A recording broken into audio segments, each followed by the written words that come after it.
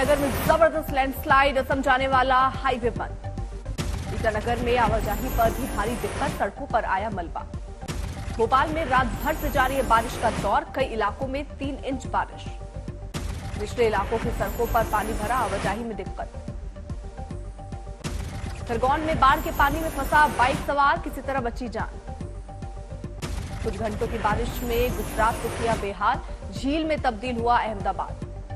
अहमदाबाद में हर तरफ पानी ही पानी, मकान दुकान सड़कें डूबी, जहां तहां फंसे लोग। खरीदारी करने निकले लोगों का सड़क पर जल भराव से हुआ सामना, सामान के साथ बच्चों को भी ट्रॉली में बैठाने की आई नौबत।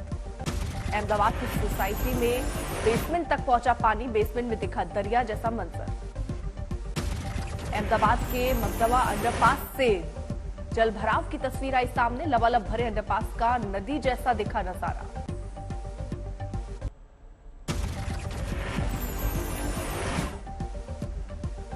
नवसारी में नदी नालों में उफान, अंबिका नदी की तेज धारा में बेकाबू हुआ स्टीमर, पुल से हुई स्टीमर की टक्कर, गनीमत रही पुल को कोई क्षति नहीं पहुंची है।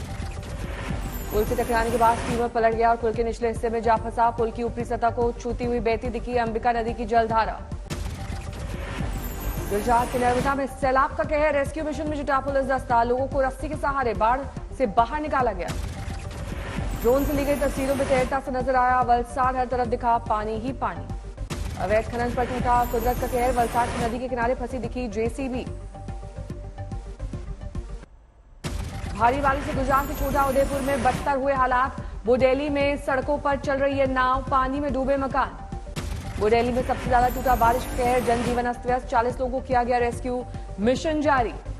गुजरात के तापी में सैलाब का कहर, पुल हुआ क्षतिग्रस्त। गुजरात के नादियाद में 6 घंटे में 5 इंच बारिश से आई आफत, जल भराव का संकट, 48 घंटे में और बारिश का अनुमान। कर्नाटक के मांड्या में भारी बारिश के बाद बांध से भरा क्षमता से ज्यादा पानी, पानी की निकासी के लिए खोले गए गेट।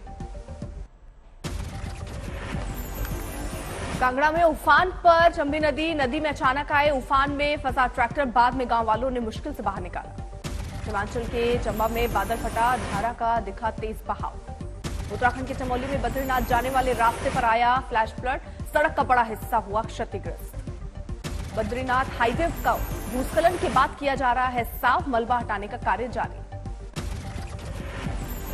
लामबगड़ में भूस्खलन के बीच फंसे सैलानियों को किया गया रेस्क्यू, रस्सी की सीढ़ी के जरिए निकाला गया। महाराष्ट्र में सियासी उठापटक के मामले में आज सुप्रीम कोर्ट में सुनवाई, लेकिन अब तक मामला कोर्ट में नहीं हुआ लिस्ट। महाराष्ट्र में विधानसभा स्पीकर ने शिंदे गुट और उद्धव गुट के विधायकों को भेजा नोटिस, मांगा जवाब। महाराष्ट्र के डिप्टी स्पीकर नरहरी सीताराम जिरवाल ने सुप्रीम कोर्ट में दाखिल किया जवाब, शिंदे खेमे के नोटिस का किया विरोध। साथ ही कहा डिप्टी स्पीकर को विधानसभा सत्र के दौरान ही हटाने की दी जा सकती है सूचना। डिप्टी स्पीकर जिरवाल ने कहा कि शिवसेना के 39 विधायकों का पार्टी छोड़ने का नोटिस एक असत्यापित मेल से आया, इसलिए उसे किया खारिज। डिप्टी स्पीकर जिरवाल ने कहा किया सवाल, शिंदे गुट अगर 24 घंटे में सुप्रीम कोर्ट में याचिका दे सकता है तो 48 घंटे में 16 विधायकों को भेजे नोटिस का जवाब क्यों नहीं दे सकता। महाराष्ट्र के बाद अब गोवा में बड़ी सियासी हलचल, कांग्रेस के 11 विधायकों में से 6 में से 10 विधायक बीजेपी में हो सकते हैं शामिल। गोवा में बड़ी टूट रोकने में जुटी कांग्रेस, सोनिया गांधी ने सीनियर नेता मुकुल वासनिक को भेजा गोवा कांग्रेस में टूट की खबर के बीच प्रभारी दिनेश गुंडूराव का बड़ा बयान, बीजेपी ने लालच और धमकी देकर कुछ विधायकों को तोड़ा।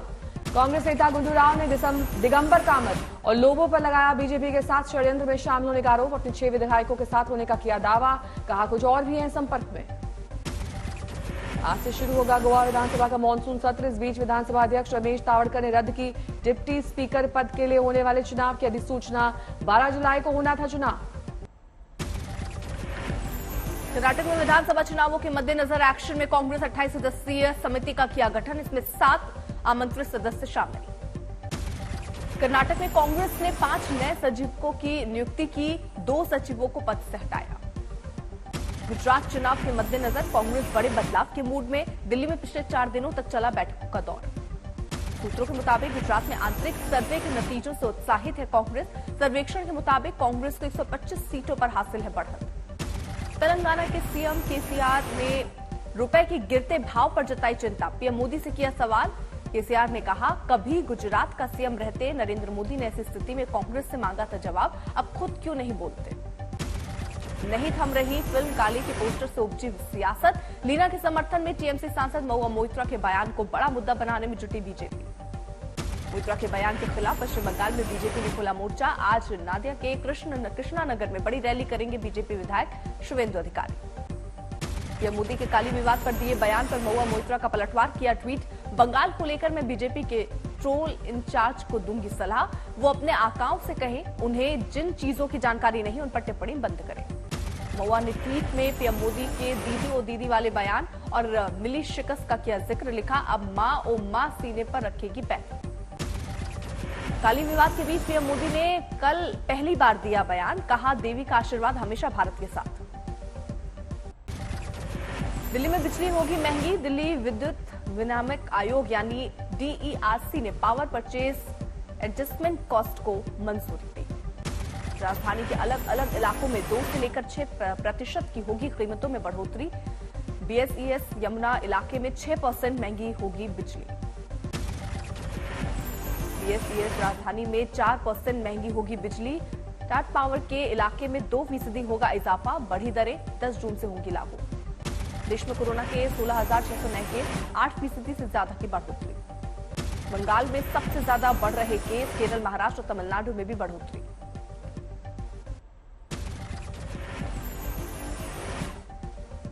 जम्मू के बेस कैंप में फिर शुरू की गई अमरनाथ यात्रा। बादल फटने से आई तबाही के बाद रोक दी गई थी यात्रा।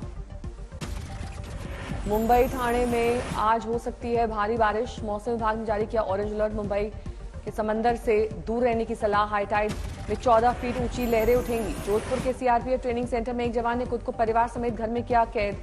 8 राउंड की फायरिंग। फोन पर सीआरपीएफ अफसरों से कहा, सभी को मारूंगा और खुद भी मर जाऊंगा।